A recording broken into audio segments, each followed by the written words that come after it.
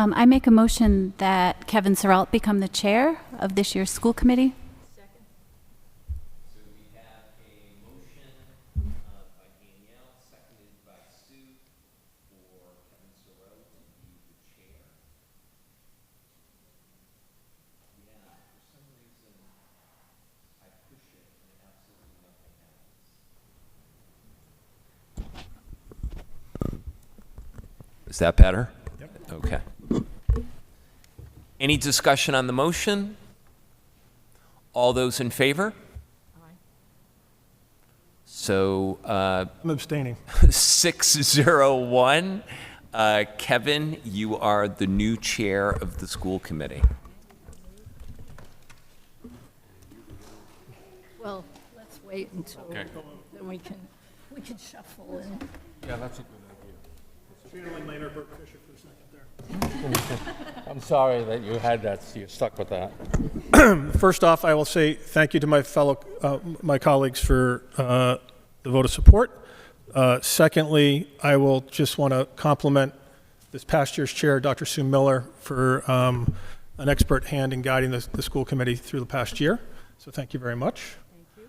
Thank you. And just for those, having been in this chair before, and I guess back in it now, there's a lot of things you don't see that beyond just the table that go involved. So thank you very much. And just real quick, it wasn't mentioned, but for anybody who's joining at home, we did have an executive session earlier. We can't talk about the reasons why or the details of it, but it did run a little bit long, and I just want to apologize that we started a little bit late. So with that, the next step is to have a vice chair. So I will entertain a I nominate Danielle as vice chair. Second. Okay. We have a motion and a second for Ms. Benenda to be vice chair. Any discussion? Seeing none, all in favor? Aye. Any opposed? Any abstentions? Ms. Benenda graciously abstains, so our new vice chair is Ms. Benenda.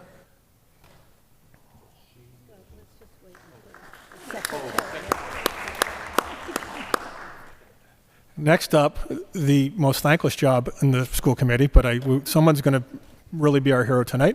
We do need a recording secretary. I will accept a nomination for secretary. I nominate Tracy Goodwin.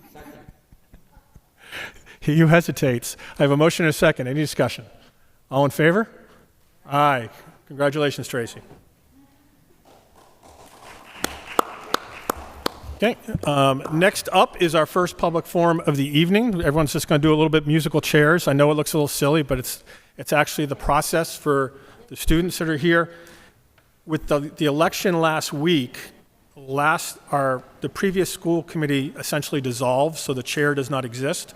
That's why the superintendent started it. But now we've kind of reconstituted a new organization. Next up is our first public forum of the evening. Anybody who would like to speak at public forum is more than welcome to come up. We just ask that either before or after you speak, you write your name and address down with our secretary, and you'll have upwards of 5 minutes to speak. Anybody like to speak at public forum? Seeing none. We're just trucking right along. Next up is the student representative report.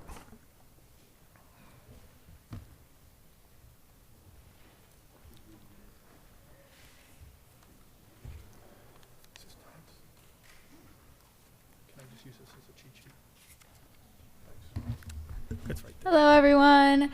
I hope you're all having a wonderful weekend. Not weekend, sorry, I meant weekday. But so I'm going to start off with Forestdale for the student rep report. So at Forestdale, they've had lots of interesting things. They had Arbor Day, which was when they were taught about like the importance of trees, and they actually planted some in their gardens, which was like great because that obviously like expands their interest in the environment and everything. And also in first grade, they were learning about the importance of like three-dimensional and like two-dimensional shapes, but I thought the way that they were learning it was really cool because they were learning it through like headbands and other memorization games. And it's like good to see like how the students are like having fun and engaging with like the material while also like learning. And then something that like gave me a throwback to when I was in first grade was that they're currently hatching eggs. So they're having like baby chicks in their classroom. I used to be scared of the baby chick that was in my classroom, but I obviously grew over that fear like by the second day because they were so cute. But I do remember when like the eggs were there and everything, and it's such an exciting process, and they were so adorable. And at Forceville, they've also been creating kindness rocks. So we've done this for like Project 351 before, but they basically have been like painting over rocks for like with like motivational and like good luck things, and they've just been placing them around like their outdoors and like in their community, which is great because it like grows more like of a united community. Sorry. And then Katie Lockwood had also visited, who's an author about a book about like anti-bullying. And I feel like while like bullying is such like a serious topic and like subject, having them in children's books and like kind of teaching them a little bit younger about like serious topics is great. And I feel like if we like more sessions like that would definitely like benefit them, because it's not like we're just like being like so harsh, but like, you know, we're slowly like just like implementing into their lives. So I think that was great of them.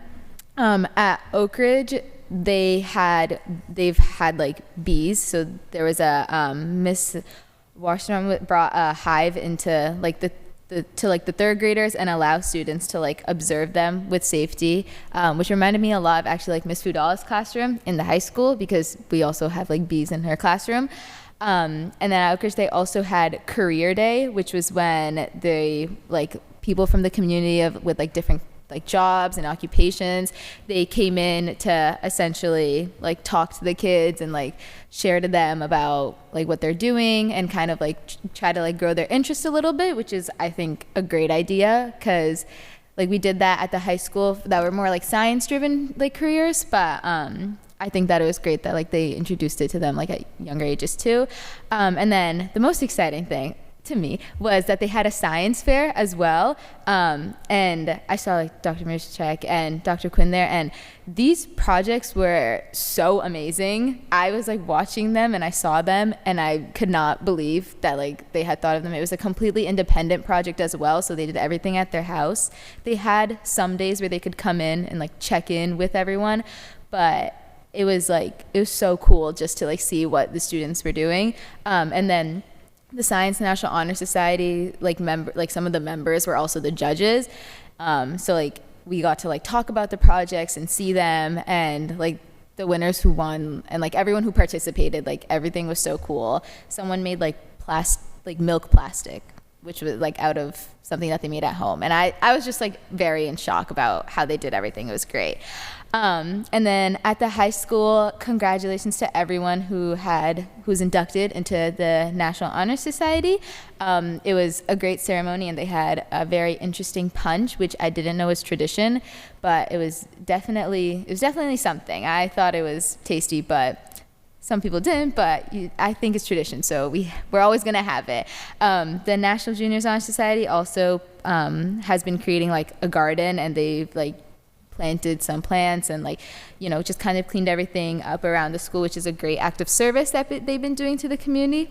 There was also a workshop that Prisha did in partnership with Project 351, which was for mental health awareness.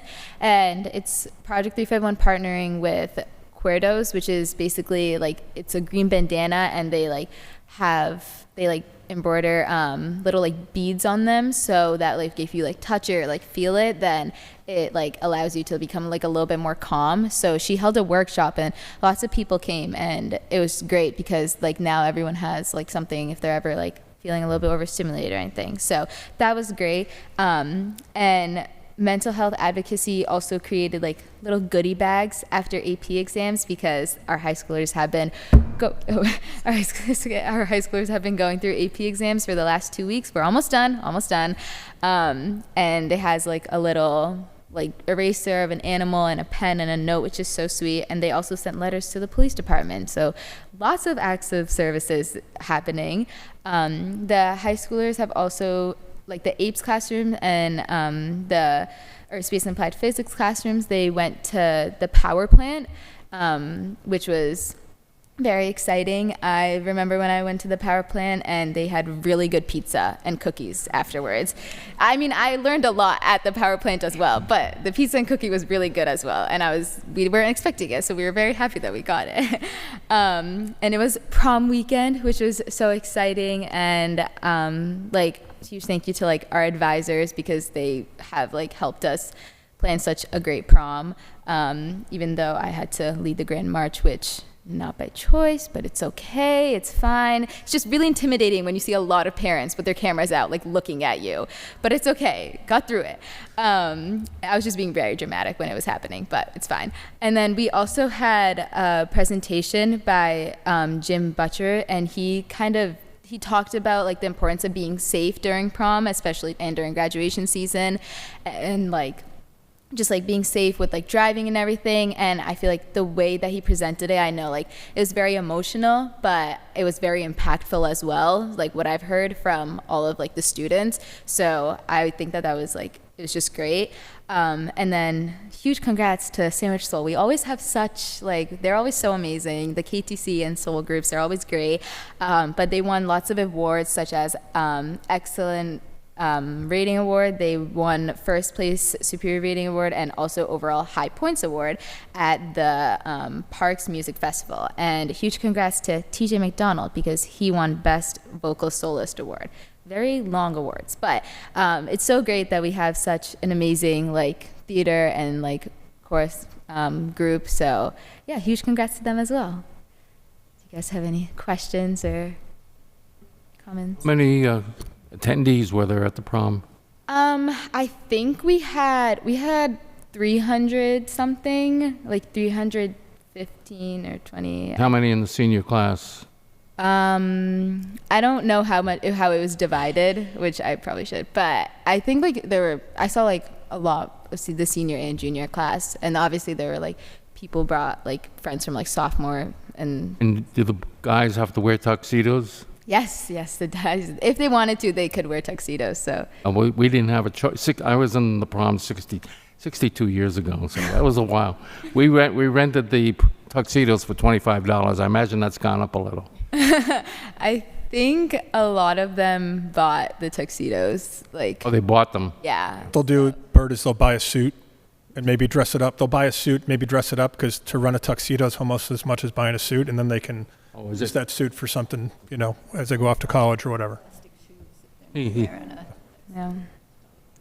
Yeah, it was great to see everyone so like dressed up, and I'm glad everyone said that they had a great time, which I'm glad. So Was there an after prom party too? we didn't have anything from like the PTA or anything like this year, because just like in the past we feel like students are usually like we want to like leave because they're just eager to like go home and stuff. So Okay. yeah. PTSA used to support one, and it just wasn't as well attended, and the juice wasn't worth the squeeze. Kids weren't taking advantage of it. So, any other questions for Shreya? Thank you very much. Great to see you as always. Next up is an update and on the Finland trip and the UN Sustainability Project presentation. As they are coming up, apologies. One thing we should have done is also recognize our new member. She now says thanks for nothing for embarrassing her. But Miss Alexandra Higgins, congratulations on your victory, and welcome aboard to the school committee.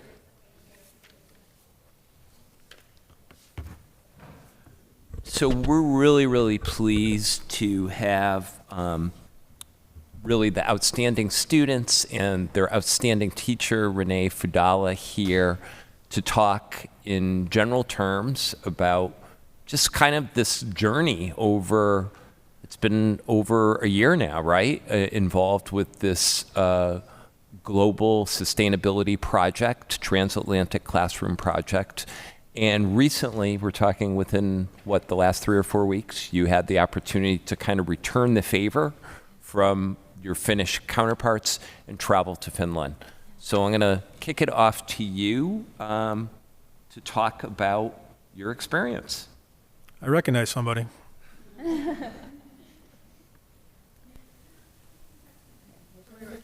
perfectly hidden behind Shreya.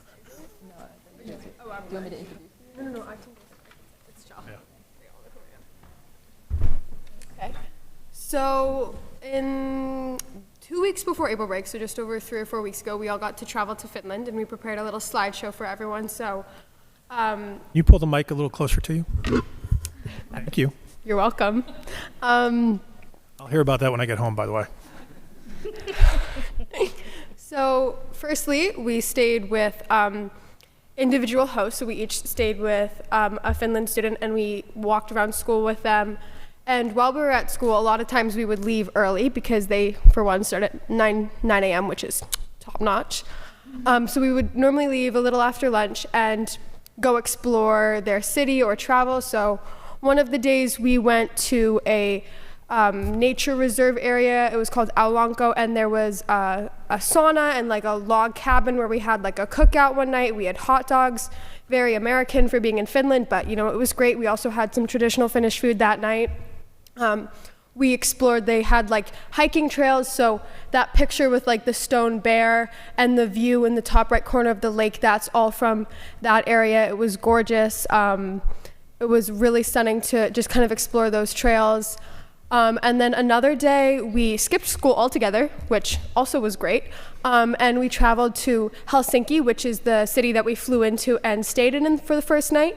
And so with that, we explored a library, which is that other top picture in the right, as well as the art museum, which are towards the top left corner.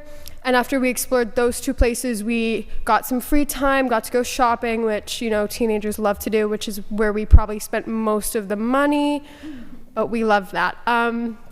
So that was a great day. Another day we did go to this hotel water park thing. It kind of gave off the vibe of like the Cape Codder from like 6 or 7 years ago before they had the huge expansion.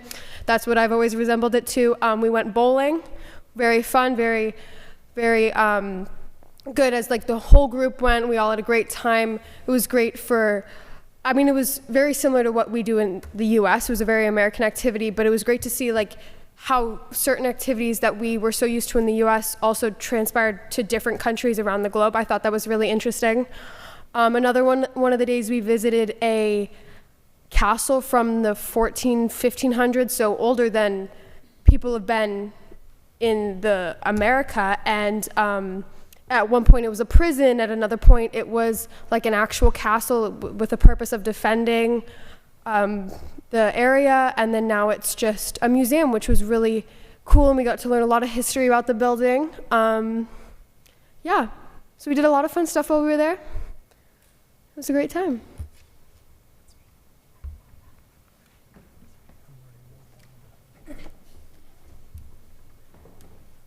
So since their school days were a little bit different, we were able to leave and come back whenever they didn't have class.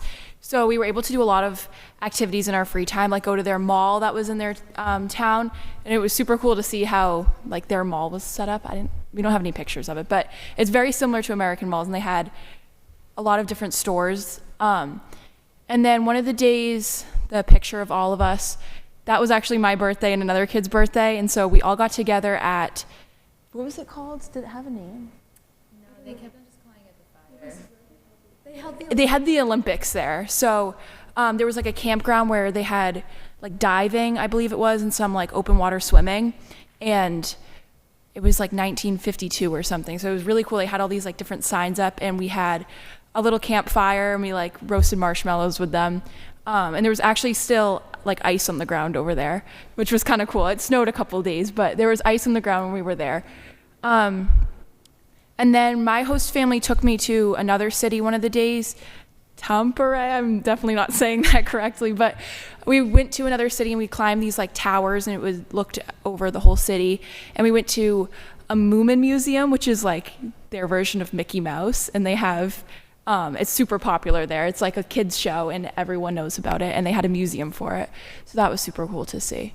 So altogether, pretty much with their like flexible schedule in school, we were able to do a lot outside in like the free time, and it was really cool. Miss Nelson's shaking her head on the open campus, just so you know. We had a great time. for their actual school, I don't know how to pronounce it correctly. Do you guys?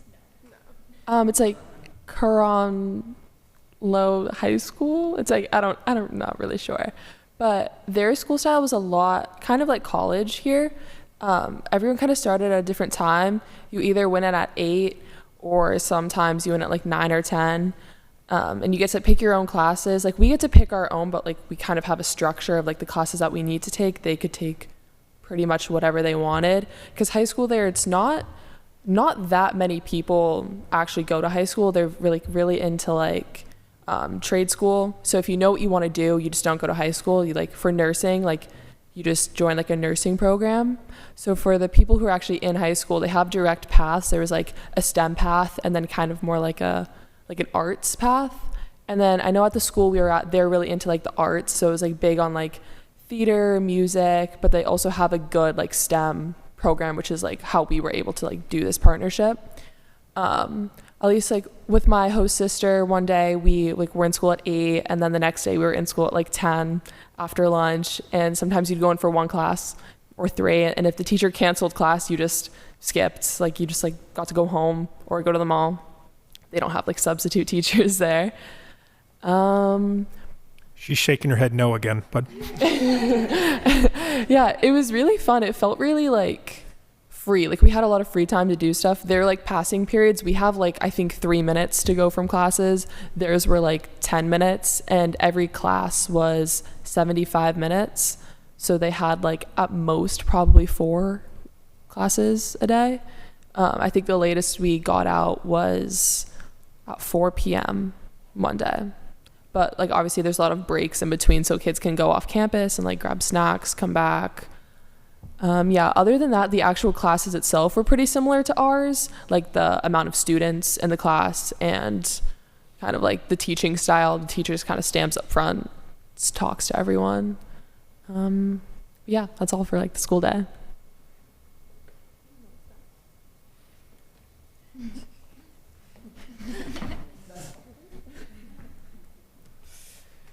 So I'm here to so the food was in a way kind of similar to around here. They had a big focus on like fish, and as you can see in the top left, a lot of fish. Those little, they were fish balls. Yeah, that was our school lunch. No, that was something else. It was really good though. The school lunches were a lot more like, I guess like, it was more like a buffet rather than something you choose from, and you go down and it's all self-serve. And they also had like desserts some days, like that kind of ice cream thing. I'm not totally sure what it was. Like raspberry pudding, yeah. Something like that. But a lot of the food was pretty similar to America. They did have licorice is very popular there, which was something I noticed because I'm not the biggest fan. But other than that, a lot of the snacks and candy were pretty similar to the ones in America. Even the desserts, like the chocolate cake, the cinnamon buns, the ice cream. But yeah. Oh yeah, they did have vegetarian options and for every single meal, I'm pretty sure, which was nice. Not really for me, but Shreya definitely appreciated it. I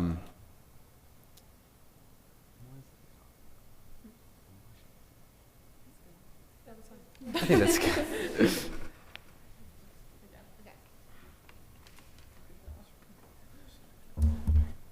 Hi guys, I'm back. So there were lots of like lifestyle differences between here and there. Like they're not huge, but there were just like small things that we noticed.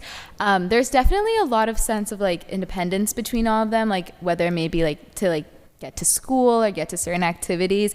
They if you like didn't have your license, you would use like the bus and like things like that a lot. And they also all had like a lot of teachers, when we came back and we'd be like, oh yeah, it was like college, like you just go to class and stuff like that. A lot of them were like, oh, like would we ever be able to do that here? And I was like, I mean, we maybe, but I feel like it was just like a cultural thing for all of them that they like cared and like were like, this is like my responsibility to like go to my class and like get to school. So they definitely all like lived like, you know, went forward with that. So I feel like that was a huge difference that we noticed. They didn't have any school sports or like a gym in their school. So they would like, a lot of them were in like on like club teams and things like that. Or like when we had gym in their like class, in their like day, we would go to like off campus to like this like sports center. So that was like another difference, because they would talk. We were like, oh, do you have practice or anything? And they're like, yeah, but it's at like 6 or 8 o'clock at night. And we were like, why is it so late?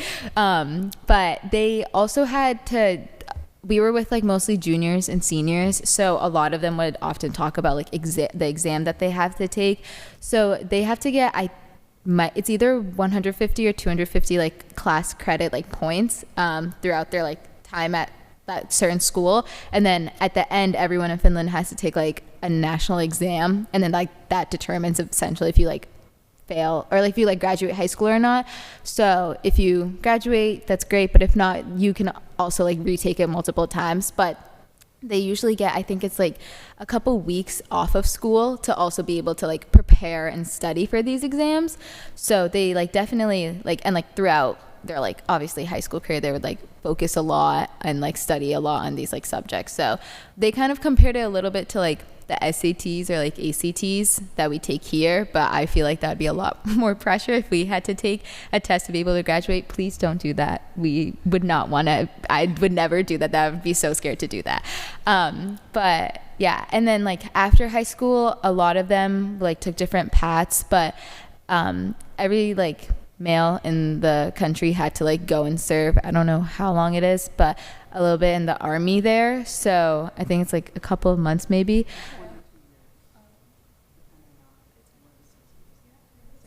6 months. Okay.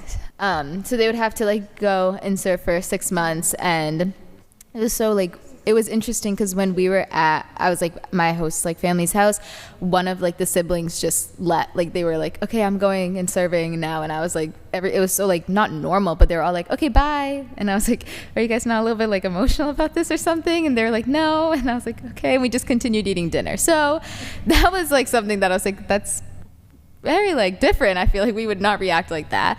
And then this is a little bit random, and I feel like I have definitely talked about this before. They had like coat hangers like everywhere we went, like even in schools.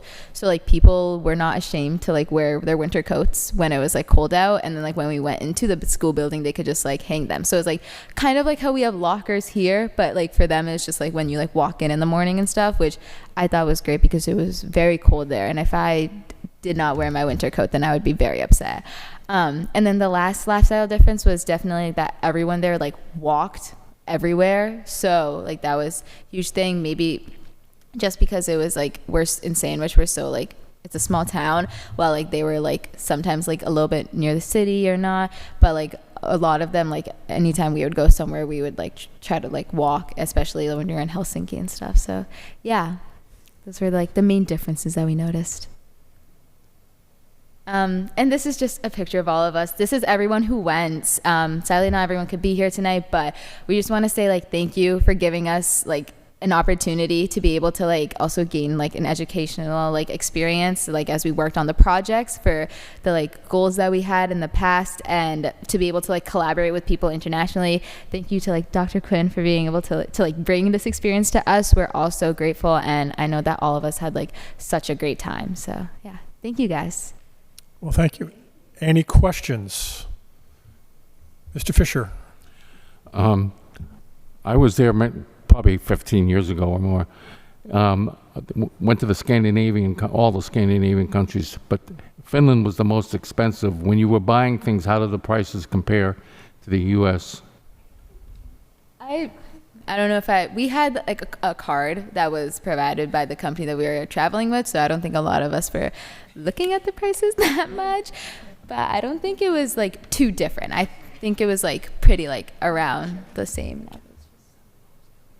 gas was $7 a gallon. So Say that again?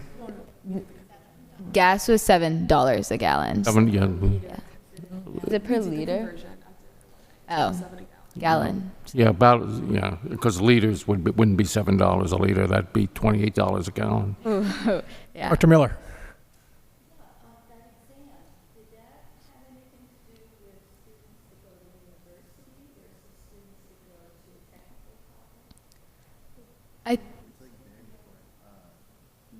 Do you want to? Hold on. So the host family, or the host I was staying with, she was planning on going to law school, which another slight difference. If you go to law school, you don't go to undergrad. Like if you want to go down one of those professional careers, you just go straight to like med school or law school. But she was telling me that it's like very important. The score that she got on that test would like completely determine which school she was able to get into and how easily she would be able to find like a good job, and it would also like kind of determine how much she gets paid or like the starting rates. So it's a very important exam. Anyone else? If I could just ask a follow-up question, I'm intrigued by the schools. Did you find, so the big yellow bus is totally an American concept, right? So I'm assuming that students, did they get to school by public transport, by walking? Were most of them in a close proximity to the school? And I'm assuming most of these kids that were in the school were university bound after?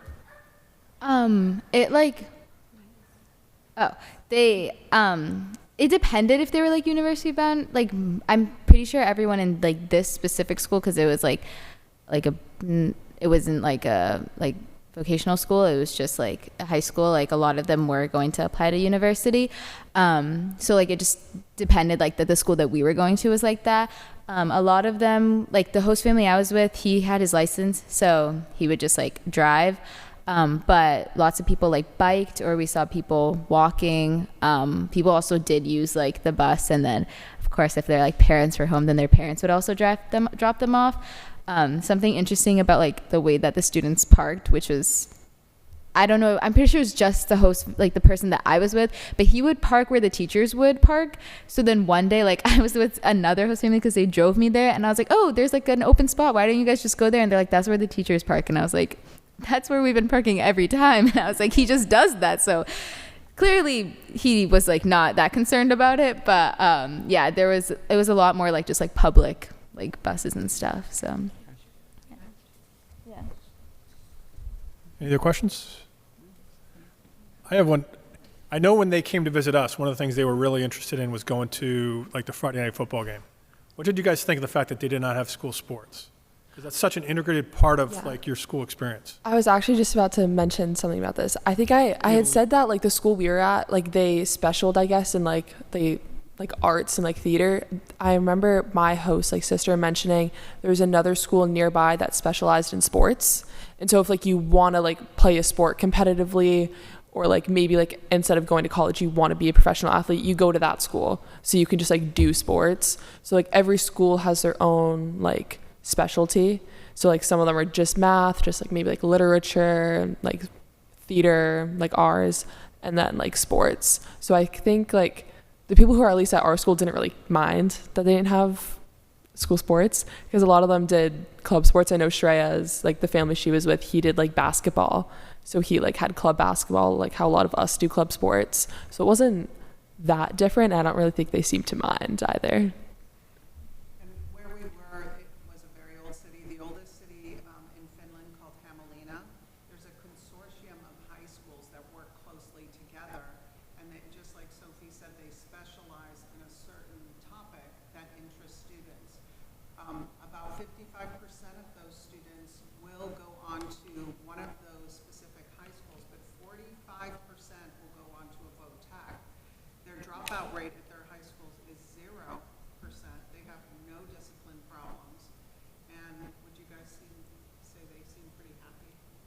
Yeah. They're pretty happy.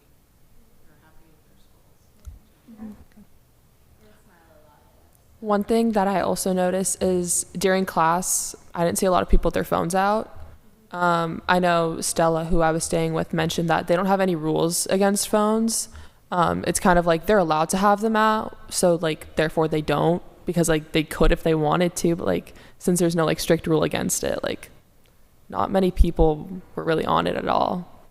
And all of their work is also online. They do nothing on paper. Interesting. Any last questions? Well, thank you very much. Thank you for making this a reality. Dr. Quinn, thank you for making this reality for the students, and thanks for taking the time to come out tonight. Thank you. Thank you. Keeping with the international theme, next up is a field trip request and approval for an Italy trip in April 2026. So we have with us Latin teacher extraordinaire, Abby Creighton, who, and I think I put this in the background notes, I think some of our students who are on the student advisory committee made a not so subtle allusion to this trip, like, gee, wouldn't it be great if we could go to Italy, you know, seeing that we're advanced Latin students. So welcome, Abby, and maybe just kind of talking about the highlights and the logistics of what you're proposing here. Yeah, definitely. So first, thank you so much for having me. I'm super excited to propose this trip, and I know the students are also excited about this prospect. So logistically, what this would look like is I would like to partner with the Paideia Institute, which is a classical education institution. So they specialize in Latin and Greek education, and one of the really cool things that they do is they'll sponsor student trips to Italy or Greece. And the nice thing about Paideia is that, opposed to some other travel groups, because they are specifically focused on Latin education, they will line up the trip with your school's curriculum. So every site that we travel, everything we see in Italy would be directly related to things we're learning in the classroom. So we get to make those direct connections between our curriculum and the real world, which is super cool. And the other thing I really like about them is that when you go to these sites, the Institute has prepared like a packet of Latin texts for you to read on site. So you might be in the Colosseum reading a letter by Cicero about his feelings about the gladiator games and sort of the Roman perspective on them. So again, like directly tying the students' Latin education to the things we would be seeing in Italy, which I think is awesome. I would like to have this trip over next April break, so looking at April 19th to 26th, so Sunday to Sunday. And specifically in Italy, we'd be looking at a couple days in Naples and then most of the week in Rome. The initial cost that Paideia sent me was about $5,600 per student. This was also for an additional day included in the trip, so the actual cost would be a little less than that, which is nice, but somewhere in like the 5,000 ballpark. And what that cost covers is, pretty much everything. So transportation to and from the airport, the flights themselves, transportation within Italy, so private coach between cities, and like a bus pass or train pass for travel within the cities. Accommodation, they offer accommodation in hotels in the city center, which is awesome, so you don't have to travel too far to get to the sites you're visiting. In terms of food, they cover full breakfast every day, and they partner with local restaurants for dinner so that you can pick anything off of the menu, which is awesome. I know with some other companies I traveled with as a student, often for dinner you have like a choice of a couple different things. So I think it's really awesome that you have kind of free reign to really explore Italian cuisine and not just eat pizza every night, though, you know, I'm sure it's delicious. And then the other thing I really like about Paideia is that they send a guide with you on your trip who is a trained classicist, so someone who's studied Latin and Greek and ancient history and is an expert on everything Italy related. And also, they speak Italian, so they have both the historical context and the ability to communicate in the modern world. So just like a really valuable resource. I've had some friends who've worked at Paideia as kind of like a gap year after finishing their master's before going into teaching. And these are super like sought after positions. They're very selective. So, you're traveling with the cream of the crop, which is super cool. And then what the trip itself would look like, the proposed itinerary, something like this, a couple days in the sort of Naples area, seeing places like Cumae, which is a religious site that's mentioned in the Aeneid, which is a text we read in AP Latin. So again, connecting directly to what we're doing in the classroom. We would get to see Pompeii, which is so awesome. Pompeii is one of my favorite sites, like in the whole world.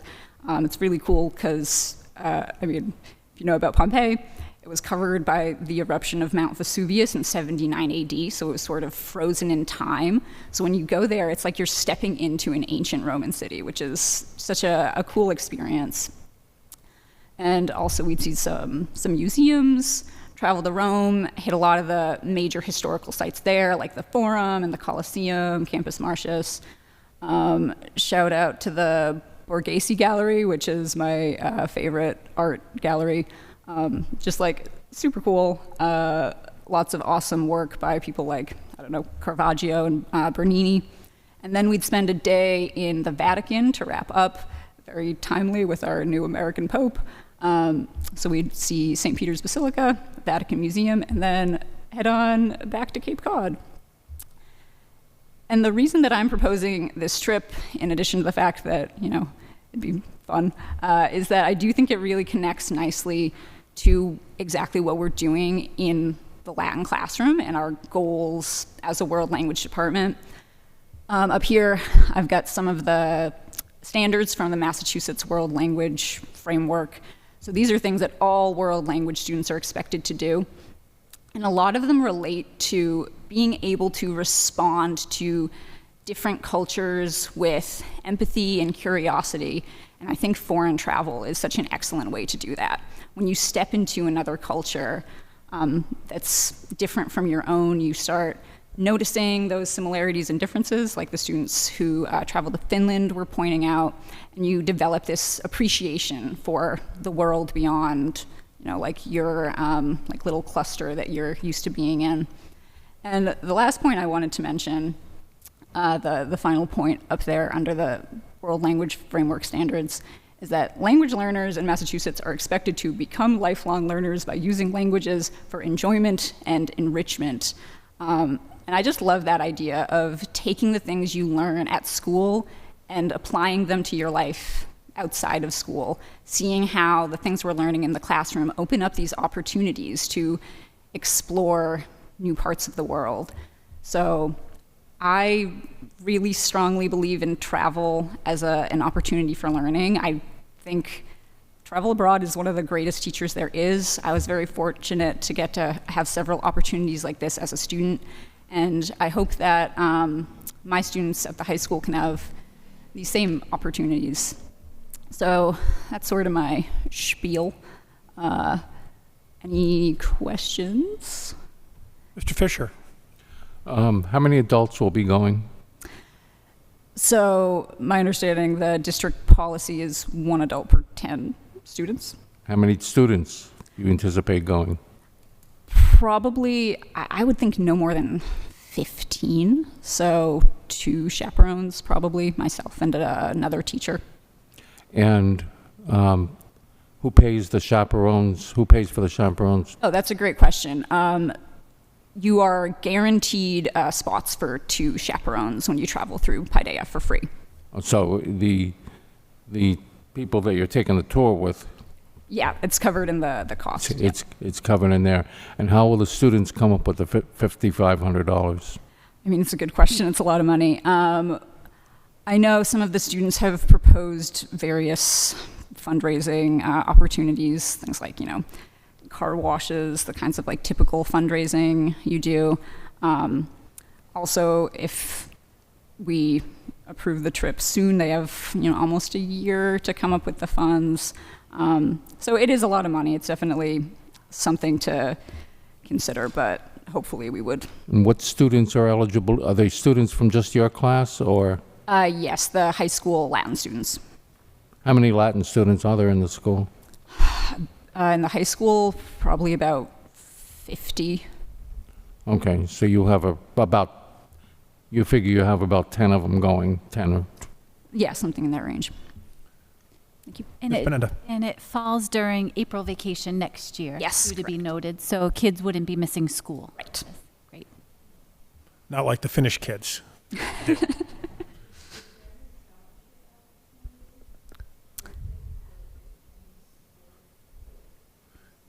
Sue, could you turn your mic on for me?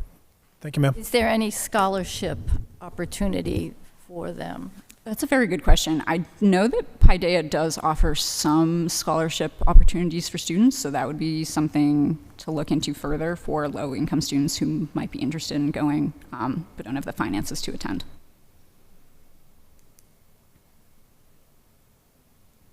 But if I heard you correctly, it is, your target audience is the Latin students. Correct. If you don't get the numbers, do you open it up? Or if you get a lot of interest, do you close it down?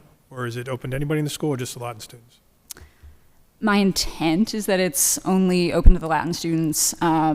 If we couldn't get enough students, I would open it up. But Okay.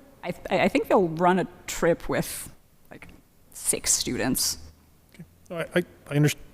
I have no objections to that. I was just curious. That's what we understand. It's a good one. How much, this is kind of general question, you might not know, but how much support do students get in fundraising from you or another staff member? Meaning, if they need help wrapping their head around, it's not a group fundraising, maybe there's independent options, what that looks like. Yeah, I mean, another good question. I don't necessarily have the answer to that right now. Definitely something I would explore further with students, brainstorming opportunities for fundraising, but I'm not sure. Good question. It's okay. It's a general question. I'm just thinking for some students may need more support and thinking that. Yeah, definitely. It's a question we ask for everyone who comes with a trip, but you're not unique here. When is I guess in that same vein, when are the students committing to this? Is it this spring or in the fall or when? I think by the fall, I wouldn't expect students to commit before the end of the year. Okay. Any other questions? Ms. Adams. Just a comment. As a former Sandwich Latin student, it's just very exciting to see the Latin nerds finally get their day. All those French and Spanish students, they're not as cool as us, and now they know it, so this is great. Thank you. I appreciate it. You're doing Miss Moynihan proud. Just, Dr. Miller. it's really not for you, it's really for us in future budget. If we really want to grow international travel, I personally think it should be available to every student who wants to attend. So maybe in the future, we need to think about some funding source for this, in addition to good old-fashioned fundraising and just working your job and saving your money. Yeah. I have a couple. I won't put them on the spot in public. I have a couple external organizations that might be able to help that I can relay through the superintendent as well. Any other questions, comments? Okay, this does require a vote for approval because just, Alexis, any out-of-state or overnight travel requires school committee approval. So that's why they're coming to us. So I will accept a motion. I make a motion that we approve the trip to Italy, April 19th to April 26th over school vacation. Motion by Ms. Pineda, second by Mr. Fisher. He beat you to it, Tracy. Any further discussion? Seeing none, all in favor? Aye. All right, any opposed? Any abstentions? Passes 7-0 unanimously. Thank you very much. Thank you so much. Awesome. I want to go back and take Latin. Next up, because Italy's not far enough away, we're going to go to the other hemisphere and field trip request for approval for Japan, but this would be in 2027, which gives you a little more time for fundraising. Just a welcome to Rick. Rick has really been one of the brainchilds behind the good work that's going on with regard to our computer science career pathways. He is a bundle of energy and just everything that we'd want out of an educator at the high school. So I'm not surprised that Rick is bringing this forward. So take it away, Rick. I think we're talking April 2027, correct? That's correct. That's good. Well, thank you very much, and thank you for that very kind introduction. I'm very happy to be here. My name is Rick Gifford. I'm an educator in the Computer Science and Business Department. And what I'm proposing is a trip April 2027, so 2 years out, to Tokyo, Japan. This is a program through EF Tours, and it's specifically focused on robotics, engineering, and the future cities of Japan. It's been a very popular tour, actually, and some of other local school districts have done this just in the past year. Monomoy brought, I believe, 14 students just this past April, and Dennis Yarmouth brought 27, actually. So there's a high degree of interest in this. As an aside, Monomoy, I've taught previously in the Monomoy district, and I have a lot of friends there, and the teacher who led that trip is looking to possibly do this trip again April 2027. So there may be some opportunities to partner with another local school, which I think would be a nice opportunity to have a Cape Cod contingent. Anyway, as you were saying, the proposed dates are for April vacation. There is a plus or minus a day or so given for travel. So students may miss a day, possibly on either end of the trip. Given the distance that we have to fly, it is altogether a 9-day trip. 2 of those days are travel days. The cost is similar to what we heard before, is $5,500 roughly. Being 2 years out, parents and families would be able to enroll into a payment plan that would be roughly $240 a month if they were to enroll soon. And that would be my intention, is to give families as much time as possible to enroll. And also some of the students who are excited about this are already planning summer employment to help offset these costs. One of the nice things with EF tours, and this would actually be my 5th trip with them, so I'm pretty familiar with what they do. Every student would get their own private fundraising site, essentially a GoFundMe page. So family, friends, community members, if they wanted to make donations to that, could certainly do that, and that would go to offset the costs. What I'm proposing really is specifically aimed towards the students in our Computer Science Career Pathway program, but also students with a strong demonstrated interest in engineering and robotics. These would be current 9th and 10th graders who we would be enrolling with the intention that they'd be going during their junior or senior year, so they would have enough time to go. Another interesting thing that EF offers, they offer academic credit for all of their programs. So at no cost, they could earn a half credit high school credit, which could be transferred in. But they also have a partnership with Southern New Hampshire University, where they're actually able to earn a full 3 credit college course for about $360 is the current, which if any of you are paying college tuition, you know that's quite the bargain to get a 3 credit course at that level. The program is based in Tokyo, so we wouldn't really be moving around. We'd be staying in Tokyo essentially for the week and traveling out from the city to different locations. So some of the partnerships they have are with JAXA, which is the Japanese counterpart to NASA. So there would be tours there.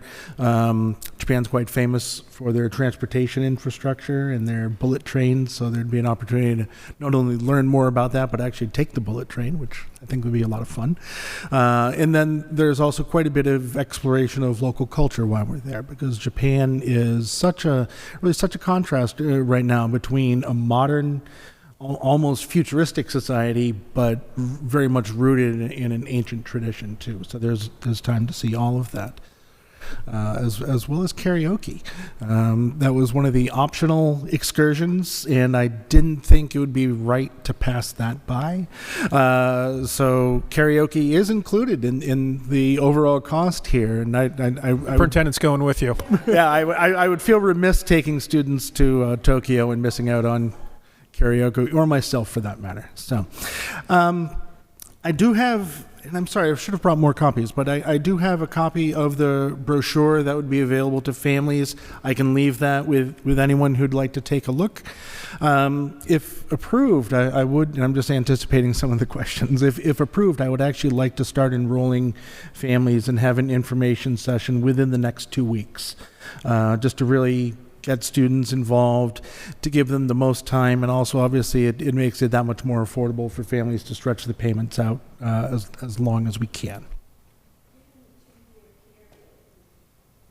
The 2-year lead time, is there a possibility to kind of integrate some language instruction? I mean, I'm sure many people in Tokyo, probably almost everybody speaks English, but given that kind of lead time, it would be interesting if they had that opportunity. That would be interesting. What I'm anticipating is that if we can get students enrolling soon, we really form our own cohort ahead of time, and that could certainly be sort of a side activity to do that. Mr. Fisher. My daughter worked for EF for a couple of years when she started out her work life, and she was based in Lucerne, Switzerland. Mm-hmm. You said you went on 5 other? This would be my 5th EF tour. What were where did you go on the 5 others? There were 4 others. Those would be my 5th. So to China, there was a program in Beijing. It was Beijing, Shanghai, and Xi'an, and it was essentially a student leadership conference we went on, and then there were tours of the other cities we went. I took a group to Costa Rica, and that was environmental science based. I was teaching science at the time. Well, EF has an excellent reputation. There was one when she worked there. There was one tour that went to Japan, and they sent the kids back early because of an earthquake. Do you have any kind of? They had an earthquake in that time, and the kids only actually spent a couple of days there, and they were sent back. Is there any financial protection in case something like that happens? There is. That's one of the reasons I feel comfortable with EF is that they really have a full wraparound program. There is trip cancellation insurance included in the price. I tried to price this so that families wouldn't have any worries. So even if something happened, a student wasn't able to go on the trip, there's refunds available on that. Everywhere that EF operates, they also have local contacts, local offices. So they have an office right there in Tokyo. So if there were an earthquake or something like that could disrupt the trip, they would be able to handle that locally and rearrange transportation or anything that we would. You know anyone who's gone on a well, you did mention other schools have gone to Japan? Yes, just recently. Okay. Have they had any issues? Because when my daughter worked in management in Switzerland, they did have issues with Japan. They had issues with Japan. Were there any issues that in talking with the others? None that I've heard of, and in fact, Monomoy is very eager to rebook the same trip 2 years out. So that they essentially would have this as a biannual trip for students who are into robotics and engineering. Any other questions? Ms. Pineda? No, I was going to entertain a motion. Okay, I just have one last before I'll ask them. I heard there's a recurring trip, and not to put you on the spot, is this something, but I'm going to. Is this something you would envision maybe becoming a recurring event or recurring trip? I would like to see that happen. I think specifically when we're trying to encourage students thinking about the career pathways and the computer science career pathways, if this could be one of the highlights of that this would be not exclusive to students, but something that is available particularly for students within that pathway.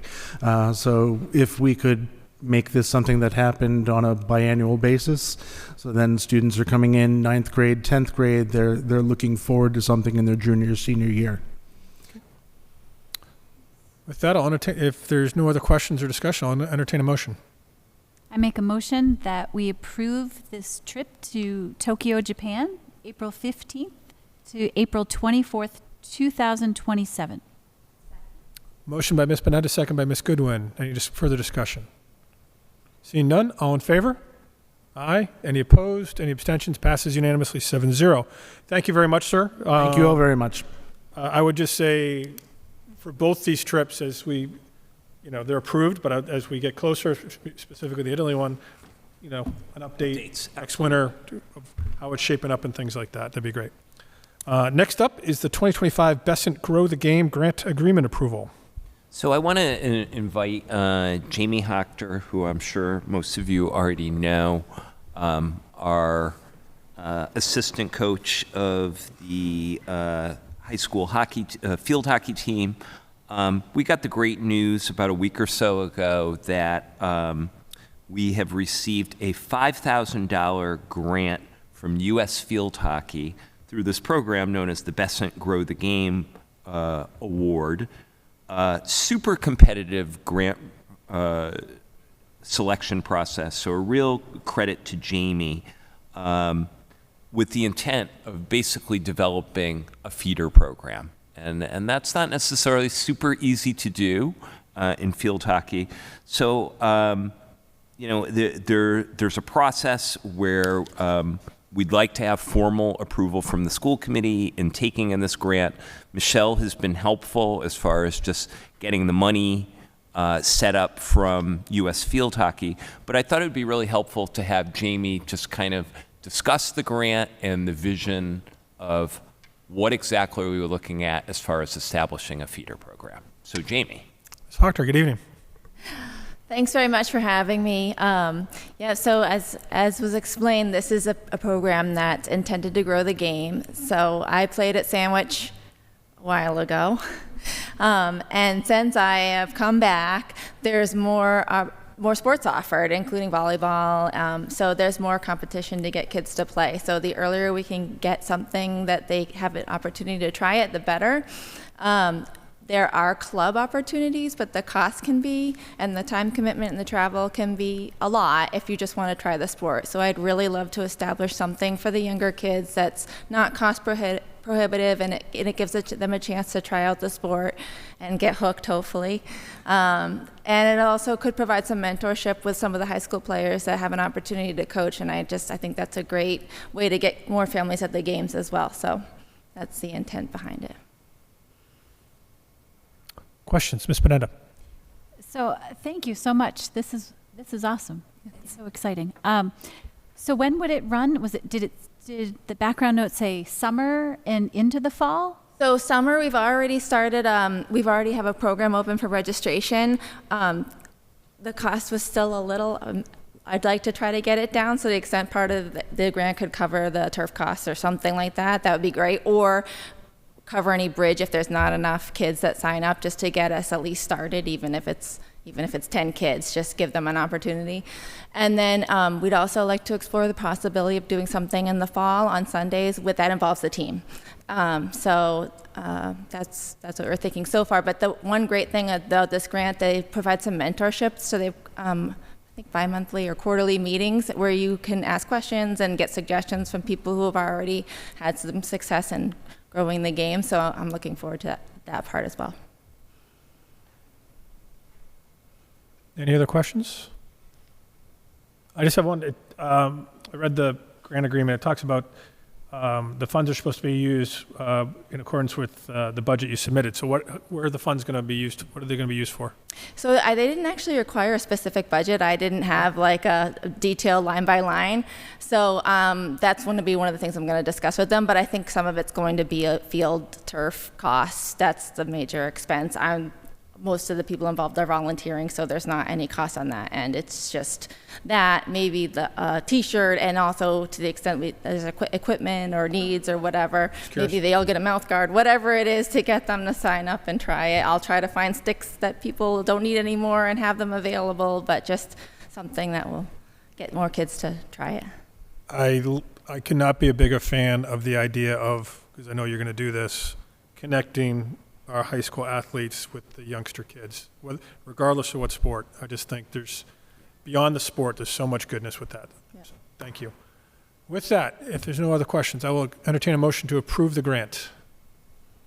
I make a motion that we approve the 2025 Bessant Grant Grow the Game Grant Award approval today. Motion by Ms. Bonetta, second by Ms. Goodwin. Any further discussion? Seeing none, all in favor?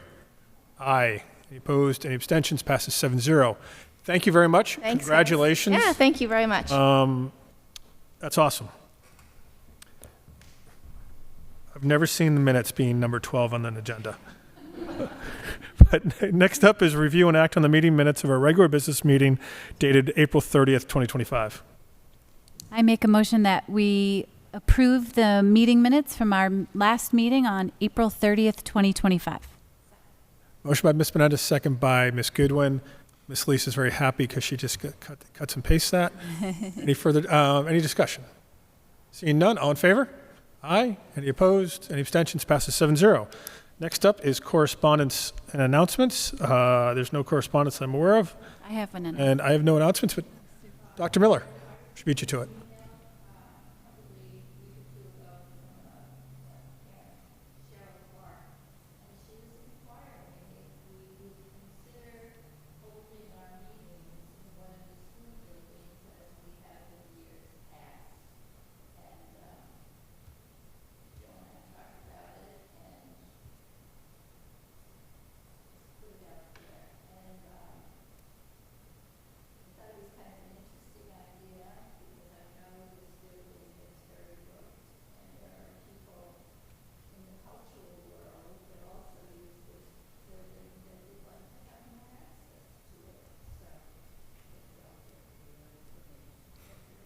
One thing I questioned was the live streaming of the TV, of SCTV. Are we limited to this area? Yeah. I think eventually we're going to pick a liaison to SCTV, so maybe we can explore opportunities there. Or, whether it's with SCTV, the video club, or the audiovisual students at high school. Yeah, realize going back to, I think the practice might have ended around 2016 or 2017. The school committee meetings were regularly held in the high school library. So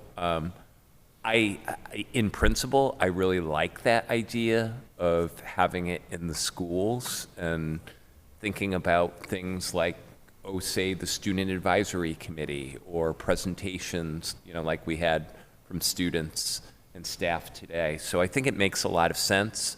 I think the pragmatic reality of why we're here in Historic Town Hall has to do with the SCT, ease of live stream and ease of taping. But I think it's something worth pursuing, to your point.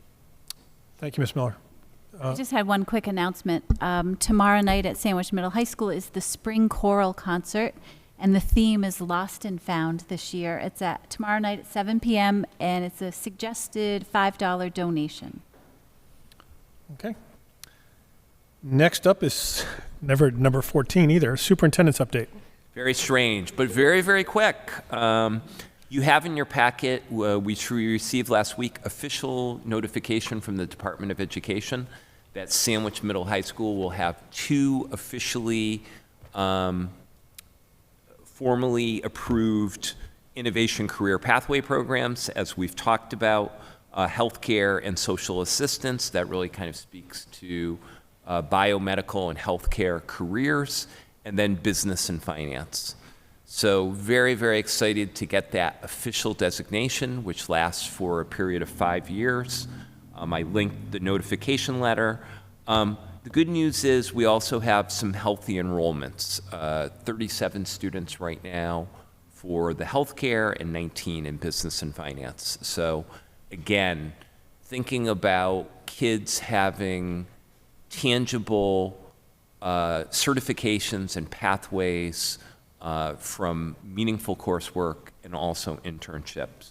So I really want to recognize our Assistant Superintendent, Dave Quinn. I know Dave always says, it's not me, it's the team. Yes, that's true. However, Dave has been really a spark and an impetus for this terrific news. Questions on that? I think that's awesome, and I think, I'm sorry. Yeah. I think the way, the idea of teaming one of these, the computer pathway to a trip to Japan for kids, I think that just is awesome. And I don't know, maybe the business kids can make a trip to the stock exchange or something like that. Not to put a business teacher on the hook, but, it'd be cheaper. It would be a bus ride or a train ride instead of a $5,000 plane ticket. Okay, next up is budget update. Okay. Ms. Austin. Good evening. You have the April budget report in front of you. I'll be real quick. We're in good shape. There is no glaring issues moving toward year end. I reworked the utilities again. Gas bills are coming in exceedingly high, but we're only a little bit over budget, about $30,000, but we can absorb that. And the only other thing is we've used like $960,000 worth of circuit breaker funds toward the tuitions. That's about it. Any questions?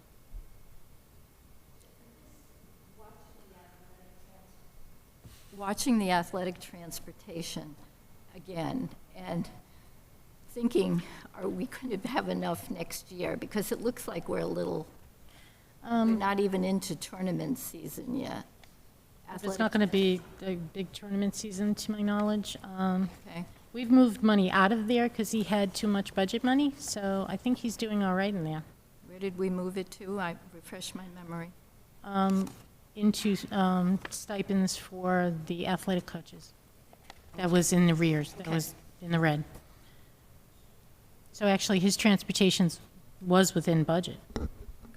And we should see a decrease next year, moving Right. back to the Cape and Islands We League should. with Yes. transportation. So hopefully. Any other questions on the budget? Seeing none. Thank you. Moving on to old business. Other topics not reasonably be anticipated by the chair. I was not the chair at the last meeting, so I have no old business. I don't know if there's any carryovers, Dr. Miller? No. Thank you. Seeing none. Next up is new business. Here it comes. Is the school committee, subcommittee, and liaison assignments. So, superintendent sent out the survey. Thank you. So we have the 5 subcommittees: negotiations, finance, policy, superintendent eval, and DEIB. And I had it up on my screen of what people were interested in, and I think I just lost it. So with that, I'll go with negotiate. So there's, and this is new for you, Alexis, there's 7 of us, which means 3 of us, 1 person gets to be on, thank you. Yeah, it's in the notes, that's why. There's 3 of us that, or excuse me, there's going to be 1 person that needs to be on 3 subcommittees. Every subcommittee has 3 people. It does focused work that the whole committee does not do, so we can be a bit more efficient on the Wednesday nights. So I guess we can, from the roster, well, first off, why don't we do negotiations? Bert, you're still interested? Bert, you listed as number 1 and number 3 somehow. I'm not sure if No, that's... yeah, you're in there. I'm not sure if Oh, I can explain that. Say, hypothetically, a hypothetical person might have selected for their first, third, and fifth choice the same thing, and hypothetically the same thing for their second and fourth choice. I see that now. That's how hypothetically that could have happened. Well, I do think consistency, personal opinion, but some legacy consistency so the individual subcommittees are not starting from scratch is a good thing. Bert,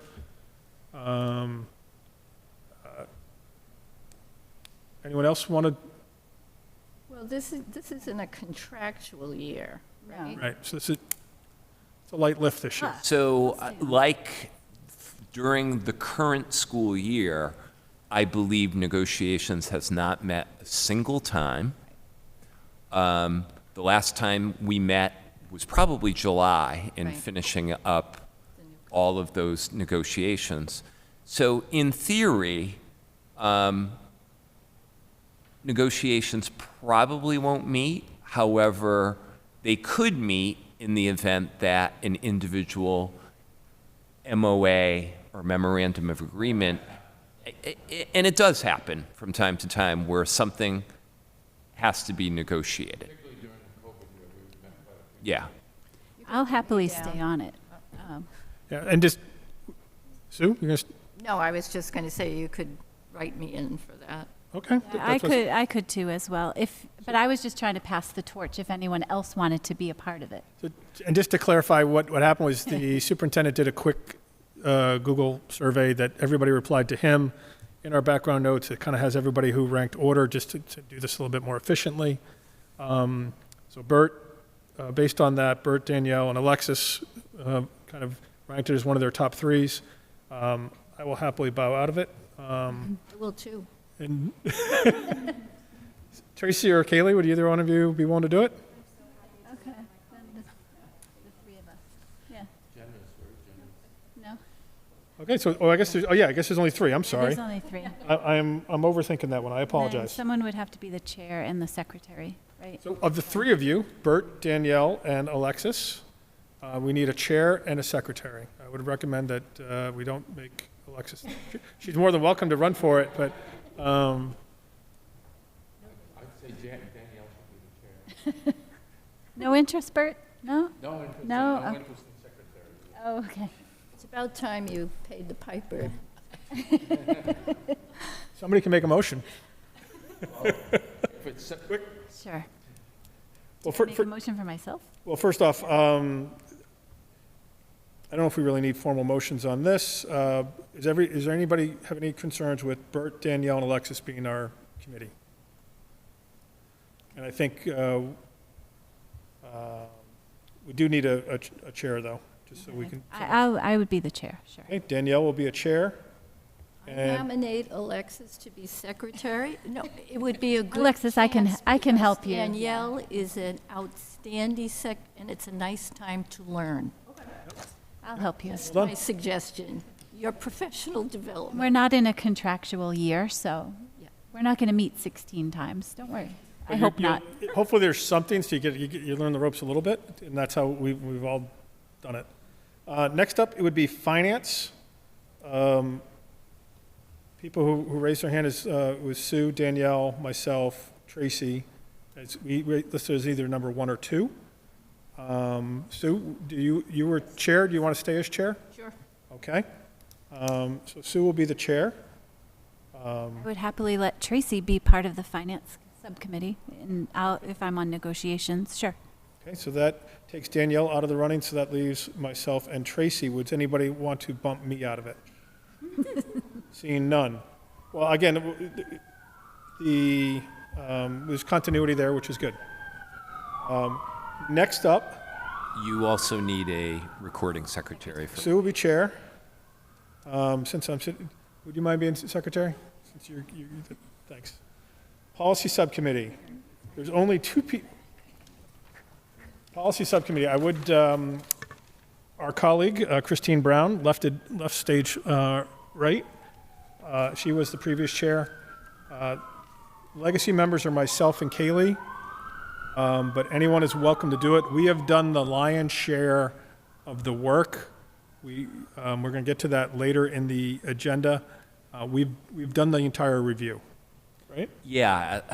We haven't missed a Typically, we would not say this, but this might also be a relatively light lift, seeing that over, I want to say it's at least the last 24 months, 24 months, the policy subcommittee has gone through every single policy folder. So we're talking over 300 policies. They've done a comprehensive review, and we have the last 3 folders this evening. Now, does it mean, again, they're never going to meet again, game over? No, because things pop up, in a typical school year, and sometimes MASC will, the MASC, the Massachusetts Association of School Committees, will push out, hey, you need to revisit this policy, or here's a new draft template policy, and so on. So it's not like never, ever going to happen again, but realize a lot of intensive work has gone in over the last 24 months. Kind of like negotiations, the lion's share has been done. But anyway, Kaylee, would you like to stay on? Okay. Anybody, I'm listed, but I'm happy to defer to anyone else who is interested. Alexis has expressed interest. Sue, would you like to bump me? I have no objections. Or do you want to defer to me? Either way. Yeah, I'll go on policy again. Okay. You want to stay there, Alexis? Is that good for you? Good. It's a good learn the ropes one. And Christine Brown might be watching from home tonight, so we just wanted to say hi to her if she was. We do need a chair, Ms. Adams. You do fine. You do such a good job. And we do need a secretary. I'm not on it. I got bumped. So, I can be secretary. thank you, Ms. Sue. Want to be secretary of this too? And I think of you on it. All you're going to need to do is if something comes up with an issue, or Mass does send those like monthly updates, and sometimes it has a little section that they've updated various policies. A quick review of that will maintain what we've done. So it should be a light lift. Superintendent eval. So well, first off, Sue's already on 2.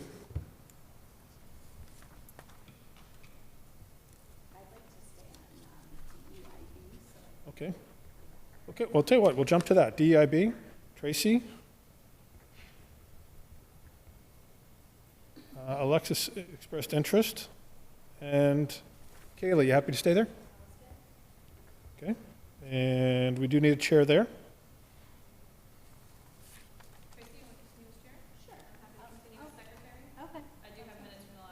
Sweet. Okay, so the last one would be flipping back to the superintendent eval. Bert, Tracy, who was on it? Who's the legacy one? Christine, myself, and Bert. So I think it'd be good if Bert stayed on for continuity purposes. And that gives you a second committee. I would be on it, but I don't want to chair it this year. I've chaired it the last 2 years, and it's a good amount of work. Yeah, it was about 7 hours of work putting everything together. Okay.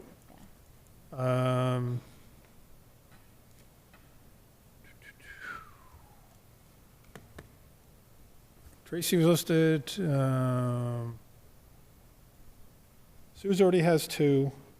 How many do you have? Me? I'm probably putting myself on it. No, I saw that coming. No pressure, but. Yeah, you're the one who's light. You only have 1 right now. Yep. Yeah, that's what I was thinking too. Yeah. And I think you should chair it. who else would be? I mean, I could be on it. Bert, Because you only have 1 now. I only have 1 too, yes, but I don't want to chair it, yeah.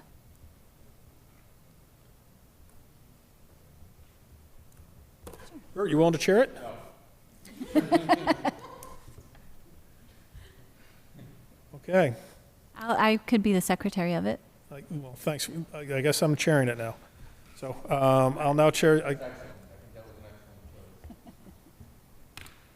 So I'm going to review it. Negotiations will be Bert. Danielle is chair. Alexis is secretary. Finance, Sue is chair. Tracy is secretary, and myself. Policy, Kaylee is chair. Alexis and Sue is secretary. Superintendent eval, Bert. Myself is chair. Danielle is secretary. DEIB, Tracy is chair. Alexis and Kaylee is secretary. Did I get that correctly? Did I hear anybody's name incorrect? Does that give everybody 2?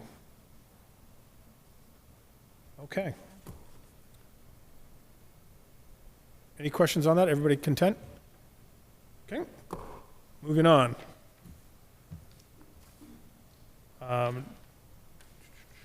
Next up is other topics not reasonably anticipated by the chair. Oh, You have liaison. liaison assignments liaisons as well. Oh, yeah, I'm sorry. I thought that was farther down. Yeah. So, liaisons. If you look at the superintendent's notes, calendar liaison, I don't know if we really need 2, but it's myself and Kaylee. Cape Cod Collaborative, Alexis volunteered. That is, Sue has done that in the past, that she can kind of give you the handover to it. I don't know if you're familiar with it. Okay, great. It does kind of conflict with our Wednesday night meetings. That's the big conundrum, but thank you for doing that. Facilities pools, I don't think we need 3. Since I'm sitting, Okay, whatever, go ahead. Go ahead. I was going to bow out unless you want to do it. Or- Facilities pool. No, I mean, I enjoyed being part, but no, I would jump on PTSA if we need someone there. Okay, So I'll do that instead of facilities pool. You can do that.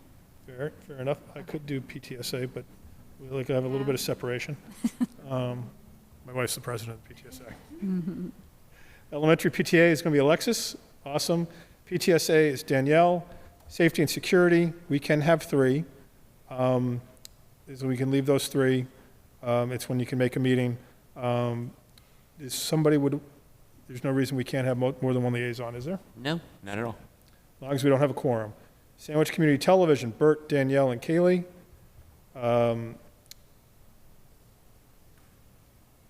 CPAC Liaison is Alexis and Danielle. That's great.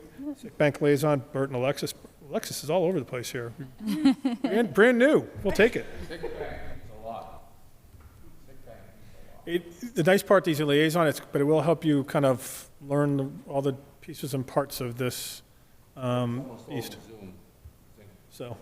They are. And having bench strength, you don't both need to be at every meeting, but as long as one is there as a liaison, it works. Student Advisory Committee, we certainly don't need 6. Is there somebody would like? I think Alexis needs to bow out of one. Would anybody like to take lead on that?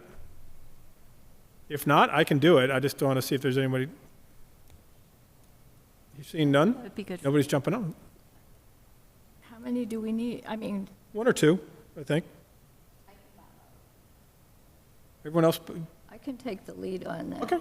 I think it's meaningful now that we've kind of established the structure. Mm. So I didn't take that as a negative because I think, quite frankly, all 7 of you are involved with the Student Advisory Committee. So, but it gives them a point person to start with. Yeah. So you want to take it? And I'll be your backup. Yeah, it would be good if we could somehow meet in advance of the meeting with at least a couple of them to get a sense of what their issues are. Great. Okay. You willing? Sure. Thank you, Ms. Sue. And Wellness will be Tracy. So I'll read that again. Calendar Liaison, myself and Kaylee. Cape Cod Collaborative is Alexis. Facilities and Pool is Kevin and Kaylee. PTA is Alexis. PTSA is Danielle. Safety and Security, Sue, Danielle, and Kevin. When they have those meetings, anybody can go, but if someone who's not listed wants to go, please deconflict so we don't end up with 4 in a room and a quorum. That's the only thing we need to avoid. Sandwich Community Television with Bert, Danielle, and Kaylee. CPAC is Alexis, Danielle. Sick Bank, Bert and Alexis. Student Advisory Committee will be Sue as lead, myself as her backup, and Wellness is Tracy. Everybody concur with that? Any questions? All right. Now we can move on. Other topics not reasonably anticipated by the chair, I have none. Subcommittee reports, Policy Subcommittee. You technically, for all of those subcommittees and I need a vote? And the liaisons, for that slate, take a vote, yeah. That's probably proper. So what I will do is I will read this off and but I'll do it again. It's indicated on the. I will accept a motion to accept the following assignments for negotiations. Bert, Danielle, Alexis. Finance, Sue, Tracy, myself. Policy, Kaylee, Alexis, Sue. Superintendent, Bert, Kevin, Danielle. DEIB, Tracy, Alexis, and Kaylee. So I just need a motion I to... make a motion that we approve the school committee, subcommittee, and liaison assignments as Kevin just told us all. Motion by Ms. Menendez, second by Ms. Goodwin. Any discussion? I've talked enough. All in favor? Aye. Any abstentions or anyone against? Any abstentions? Did you vote? Yes. I approve. Sorry, I was thinking of something else. I was like, what was that? Okay, we passed unanimously. Thanks for keeping us legal, Lisa. New business, nothing, other topics not reasonably anticipated by the chair. I have none. Moving on to subcommittee reports, policy subcommittee. The former chair that led the last meeting is no longer here. She's enjoying her, what's the name? Oh, yeah. Yeah. She's home watching, I'm sure. So as the super, if with no objections from Kaylee, I'll just kind of give a summary. So this is just a first reading to kind of put it on your radar. It's in the background notes. It's you can go into the folder and see all the various changes. The big one is J. That's a lot of student policies. But we went and reviewed them. We took our existing policy. We looked at what the mask model policy is. In many cases, we were already 99% there, maybe a reference updated. In some cases, we made minor changes. Some cases, we didn't think some policies were superfluous and weren't necessarily necessary because we didn't want to, like the superintendent said, there's 300. We don't need 301 if we don't need 301. So what really we need you to do is take the next 2 weeks before our next meeting to take the opportunity to review, and then we'll kind of, unless anybody has immediate questions, I'll do my best to answer, but we'll kind of dig in it, address any concerns, and then we'll do a vote in mass at the next meeting. And just Sue. for our new member, Dr. Joe is working on the document that will have the current policy, the proposed changes, and MASC if it exists. Yeah, I finished it this afternoon. Appreciate it. It So- just will make your life very... This is tough because just the volume, as Kevin Huge. said, it's 83 policies between J, K, and L. It's a lot. So you'll see one column that says what the MASC master policy says. You have the existing sandwich policy, and then what I'm going to track in the last column is if we're changing it, a Google Doc that shows the track changes. And to Kevin's point, in some cases, it's just really minor changes. You know, there was one policy, instead of saying chairman, and now it just says chair, you know, things like that. There's a handful of them that they are substantive changes. And if you look in the column that says notes or recommended edits, there is a discussion on it. Yeah, there's very few that are truly substantive, thank you. But please take the time. If we, J is an enormous, if we need to split, the goal would be make sure we get this done before June, so the manual is done, and what, because then we have to then, every one of these policies will be updated to the online policy manual with the updated date that it was reviewed and things like that, and that will keep us current, and that will be the gift that keeps on giving to both this committee and future committees, that it has had a thorough review, and then provided we maintain it, it should be a very easy lift. So, any questions on that?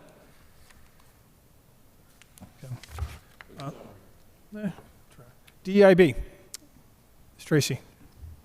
Okay. So we had our final meeting of the year and reviewed what's been happening, and just a thank you to staff and Dr. Quinn and Dr. Ruszczyk for all of the work that's gone into professional development, culturally responsive classrooms, and each leadership team at each building is in a reflective kind of process of thinking about what went well with the work, what needs to be done in the future, and the consistent language around belongingness for the whole district, and really taking a close look at what can we be doing better. A big shout out to Dr. Quinn for the event that happened here last week.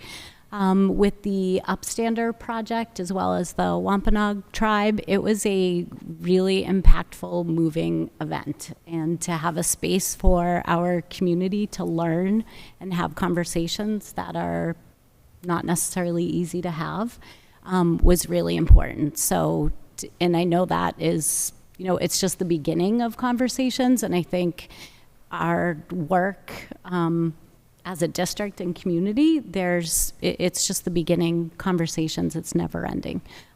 So I think that is my summary, unless I missed anything. Thank you, Ms. Goodwin. Any questions? See none? How was the attendance? There were, how many people? Maybe 25, 30? Yeah. And there was wonderful food. There was great conversation. There was lots of staff. It was great. Yeah.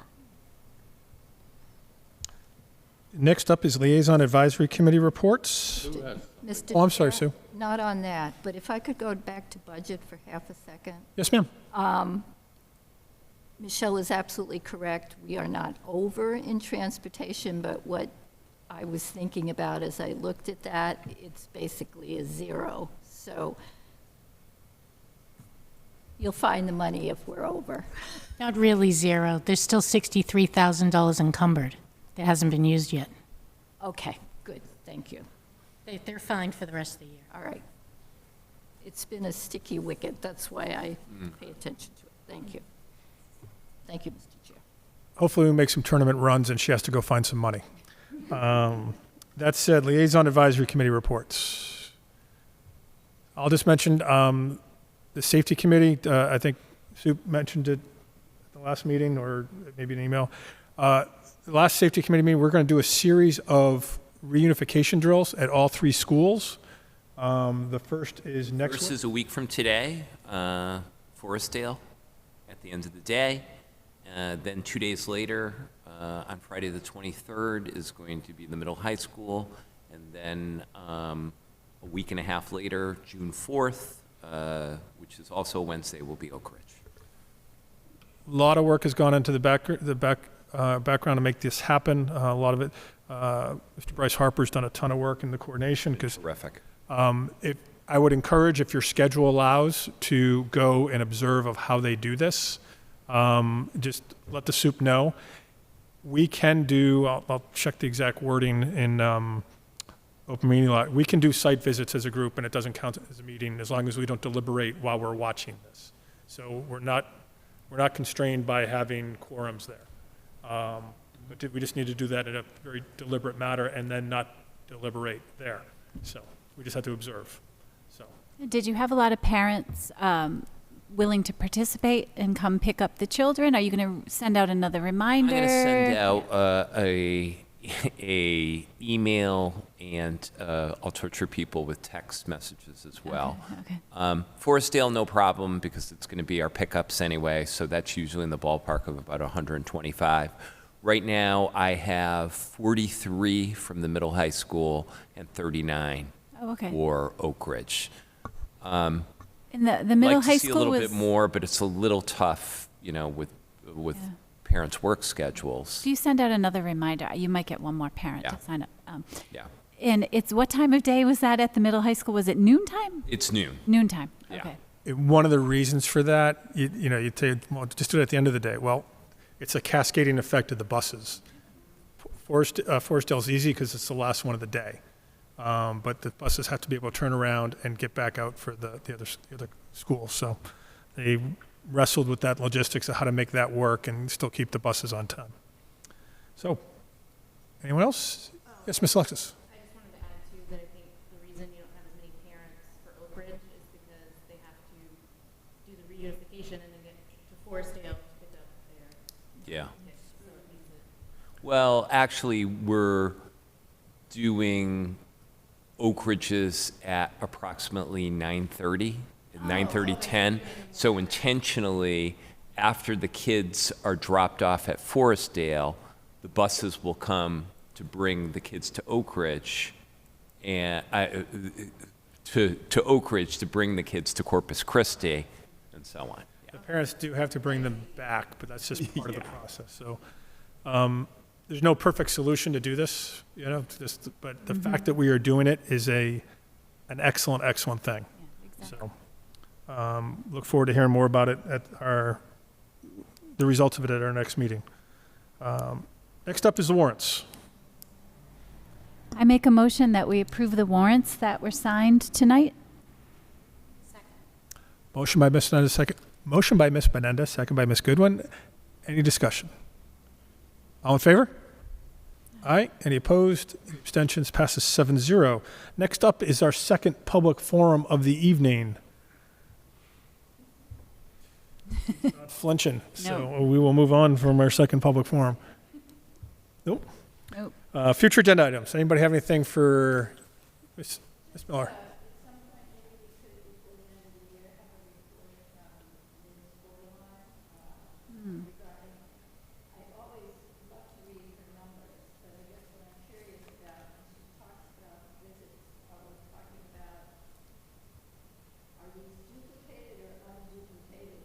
Sure.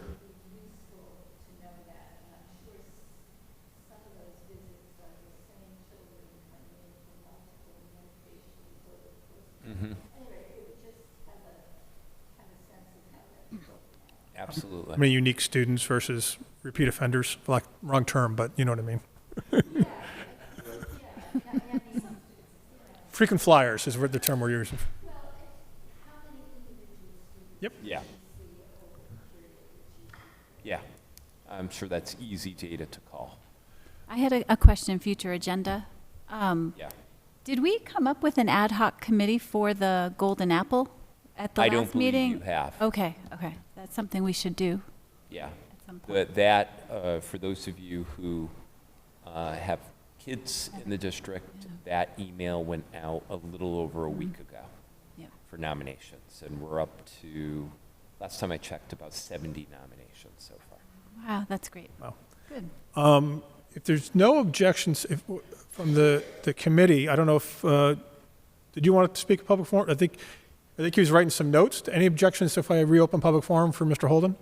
Never. The floor is yours, sir.